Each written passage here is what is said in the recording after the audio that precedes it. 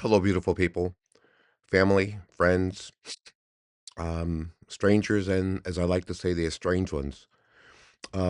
Welcome to another broadcast of Boom Boom VVV. I'm Boom Boom, and this is VVV. I would, I request. I'd like to make a request. I want you to indulge me for 10 minutes, approximately. Now, I could get on here and talk about all of the shenanigans, the lies, deceptions, frauds, extortions of the administration. A lot of, by the way, misallocations or saying that monies, expropriations is probably the best word, where it's said that the monies will go one place, but they end up going another, mostly into Mr. Trump's pockets or his family members. So much of it. Um, that's why, for example, all of the deals that he spoke about, that he's made, mostly the tariffs, every occasion where they would discuss those deals, he takes money off the top. To get a conversation with him about the deal, about a deal, he takes money off the top. And that's why we constantly go through this: deals are on, deals are off. I'm going to raise the tariffs, all that sort of thing. I could talk endlessly about those issues. I could talk endlessly about the families' involvements, the crypto frauds. I could talk endlessly about the state of the economy, which, by the way, I do believe that we're probably beginning here and now at least a recession. I would put the probability of a depression, and that's a hard word, mind you, in the area of 10 to 20%. That's a very high number for depression. I would put the probability of a mild recession, 30 to 40%, a deeper recession somewhere, a little bit lower than that. But all in all, we're in for some rocky times. Um, I strongly believe that by the end of this quarter, our wrestling with stagflation, that's inflation coupled with lower economic growth, will be clear. The numbers are already, or the numbers are pretty much are on pace, on track for those sorts of certainties. But while I could spend much of my time talking about all of those items, I could talk about each and every time he opens his mouth, there's a lie, there's a deception. Each time he acts, whatever it is, there's some monies being expropriated or being um, um, taken off the top. But while I can talk about those things, I there's a special issue, a special development that happened this week. It has to do with the evisceration of our whole legal jurisprudence, dating back over years, actually centuries. In fact, I would say "Make America Great Again" has returned us to that period just before the Civil War. I believe Andrew Johnson was the president, and he was much like Mr. Trump. Mr. Trump, in fact, praised him um, in his first victory, his first entrance into the Oval Office back in 2016 or 2017, probably, and he raised his picture of Andrew Johnson, a very despicable man, a very evil man, very racist man, and he's returned us back to that period. So now that we're there, pretty much, he did. He did. He's on presently a vengeance power trip. Um, and we firstly saw that with the indictment of Mr. Comey, who, by the way, saved his ass, weaponized the campaigns, and against Hillary back in 2016. I believe he came out with the announcement that she was under investigation like 30 days or 40 days previous to the election, a period where, by norm, the FBI is not supposed to open or announce any sort of election candidate investigations.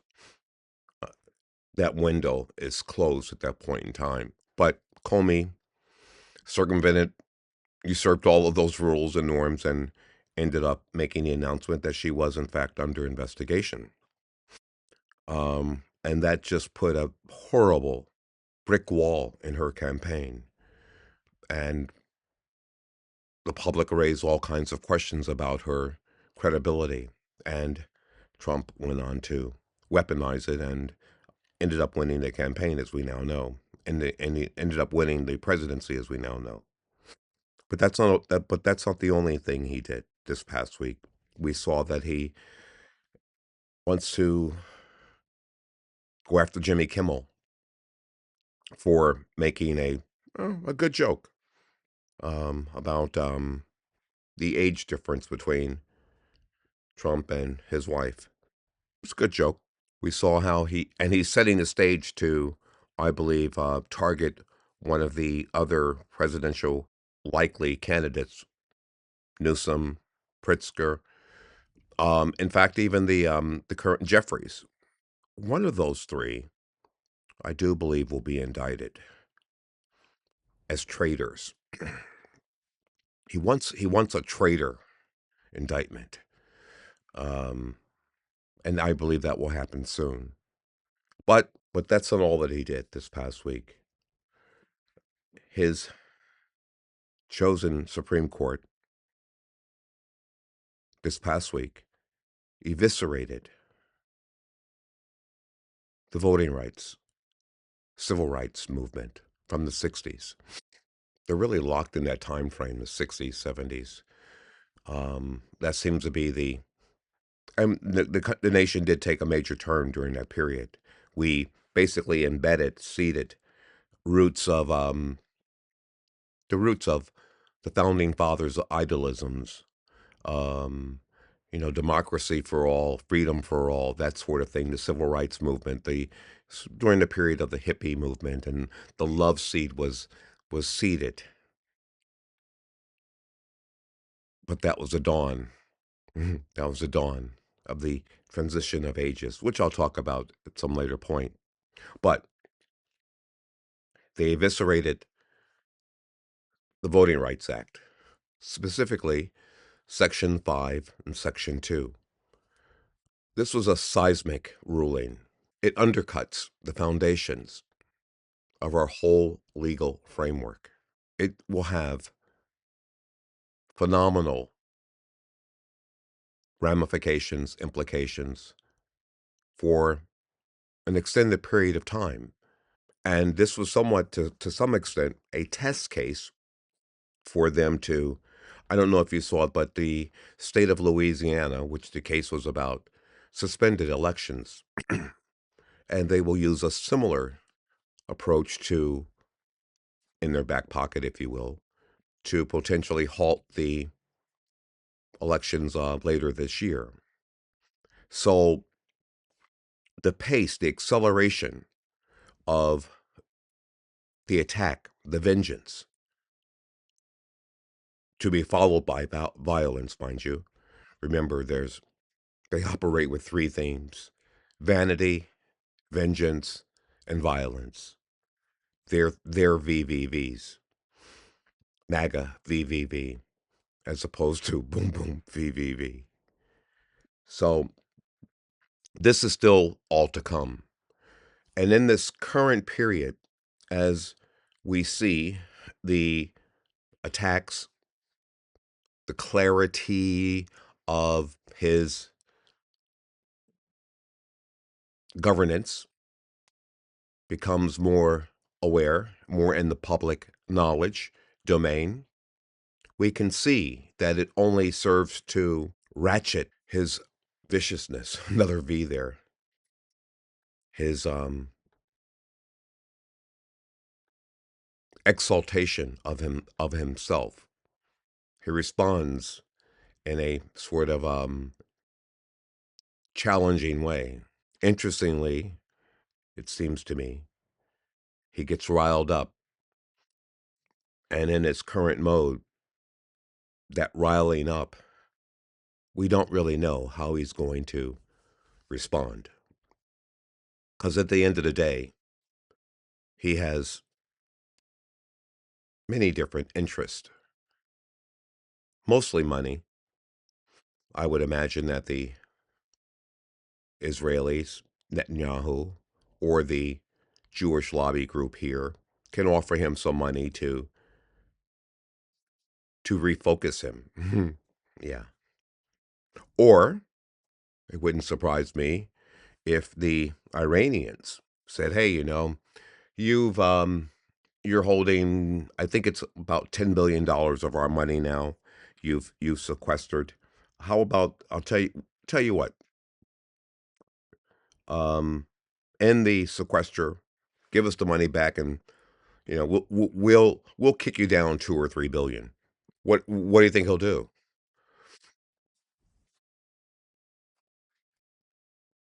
Well, that kind of depends on what Netanyahu wants him to do, because his influence, their power over him, is real, determinable, or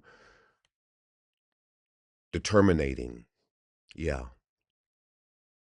he's very much under their influence, under their guide. We are fighting the war for the Israelis. So that's going on.